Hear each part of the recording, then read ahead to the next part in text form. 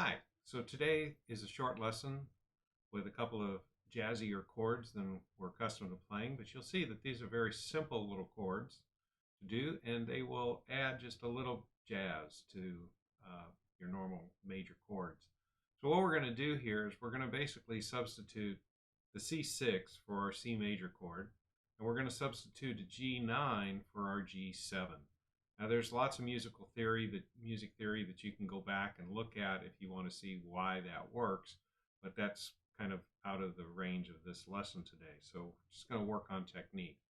So the first thing we're going to do is take a look at these two new chords, the C6 and a G9 chord. Okay? Now, they're not too complicated. The C6 is like so. It just, as the diagram says, if I count from the fourth string, which is our string closest to our neck, our fret numbers are open, 4, 5, 3. Okay, so on again from the fourth string, the one closest to our nose, it is open, 4, 5, 3. Now, if you look at that, that looks like your G minor shape that you might already know. But we're playing it at the 3rd fret, so it becomes a C6. Okay? Now, if we take every finger and move it one string closer to our nose, we now have a G9. So now our chord is 4, 5, 3, open. Again, 4, 5, 3, open. Okay?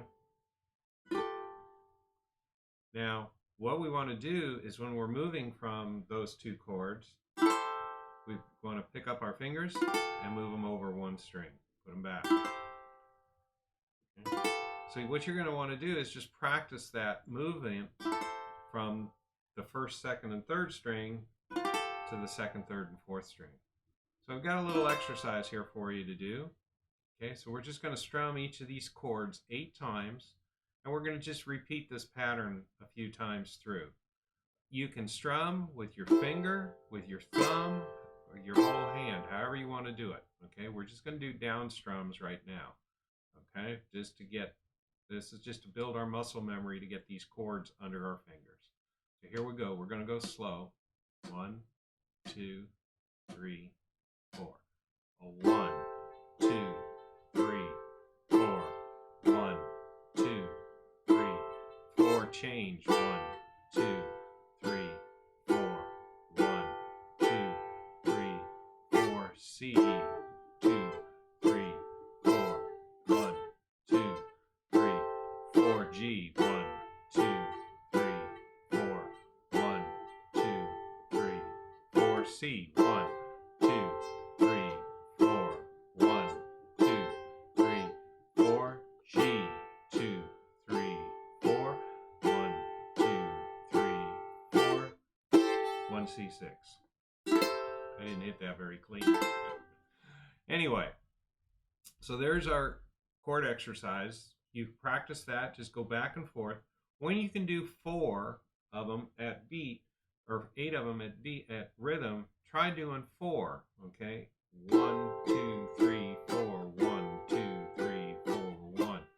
And eventually you will notice that your fingers will just kind of go there. Okay? Now let's look at a little song for us that we can do with these two chords.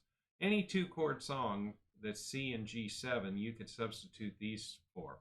There's a bunch of them. You could do Jambalaya, for example. I like Singing in the Rain because it's kind of a jazzy tune. Okay? And these are kind of jazzy chords. So let's go through this one time and see how it works. I'm singing in the rain, just singing in the rain. What a glorious feeling, I'm happy again.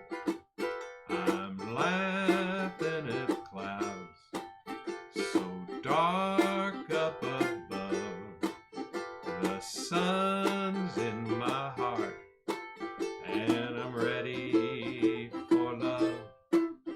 Let the stormy clouds chase every